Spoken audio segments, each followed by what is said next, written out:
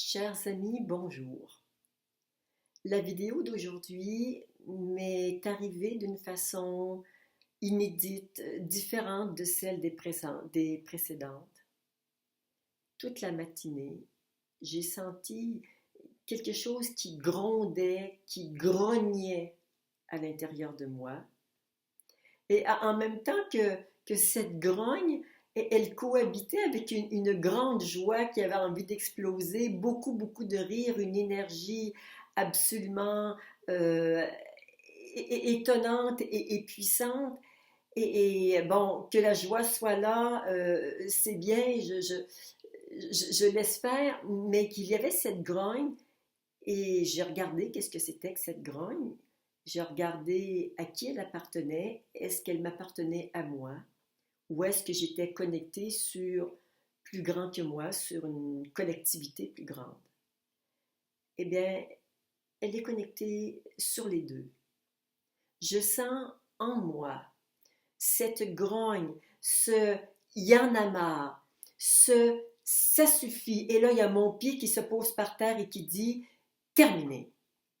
Et en même temps que je sens ça en moi, je le sens tellement fort en France, partout. Vous savez que j'y habite depuis une dizaine d'années, que mon cœur est toujours immensément connecté au Québec. Et il y a un phénomène semblable qui s'y passe également. Mais c'est un peu le même phénomène partout sur la planète. Il y a un immense Yann Amar qui s'est levé ce matin et qui vient dire à tous nos gouvernements, ça suffit. Maintenant, nous n'acceptons plus d'être dirigés comme nous l'avons été jusqu'à présent. Nous n'acceptons plus que des gens meurent parce qu'ils n'ont pas les médicaments dont ils ont besoin et qui ont été confisqués, et que nous manquons de produits actifs pour faire les tests, nous manquons de masques, nous manquons d'appareils pour la réanimation, nous manquons de tout ce qu'il faut pour sortir de cette pandémie alors que nous avons les moyens. Nous les avons les moyens et nous n'arrivons pas à croire qu'ils ne soient pas mis à la disposition des personnes qui en ont besoin. Mon message aujourd'hui, c'est redressez-vous, ouvrez votre cœur et marchez.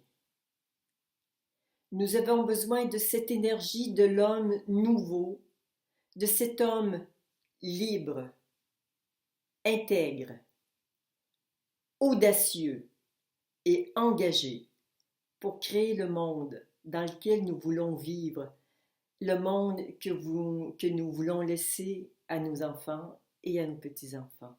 Je vous ai souvent dit que la spiritualité qui me touche à cœur, c'est une spiritualité incarnée. C'est une spiritualité qui s'incarne donc dans notre vie quotidienne et qui nous invite à nous redresser de l'intérieur et à prendre position, à trouver notre place dans notre vie, mais aussi dans le monde qui nous entoure. Je vous ai souvent parlé qu'il y avait tout cet aspect de la spiritualité qui invite à l'ouverture, qui est beaucoup plus yin, hein, qui invite à l'accueil, à la disponibilité. Et ça, oui, nous avons encore beaucoup à apprendre dans cette aptitude yin à développer dans notre spiritualité. Mais il y a aussi, et ce n'est pas en opposition, c'est plutôt complémentaire, quelque chose de yang, quelque chose de l'ordre de l'intention, quelque chose qui est d'une action à mener pour vraiment exprimer notre vérité et chacun notre individualité. Alors, dans ce cadre, mon invitation d'aujourd'hui est vraiment de vous inviter à regarder qu'est-ce que vous avez à dire, vous, aujourd'hui, dans cette crise que nous vivons tous ensemble. Comment allez-vous prendre part à la résolution ou au prochain pas que nous allons faire collectivement? Depuis le début de cette crise du coronavirus, je vous ai tenu informé de comment je vivais cette période particulière. D'abord une vidéo Coronavirus et conscience où je partage ce qui me semble être un point de vue qui nous dépasse largement, nous les individus. Ensuite, une deuxième vidéo où je suis affectée par ce virus et je vous dis comment je vis cette période.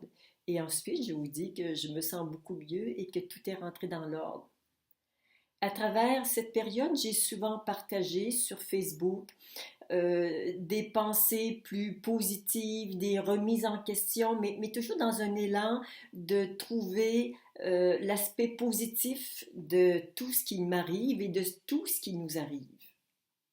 Et ce matin, je regardais si j'avais envie de partager quelque chose et je n'avais vraiment rien de semblable à ces élans positifs en parlant du nombre de milliers de guérisons que nous avons eues.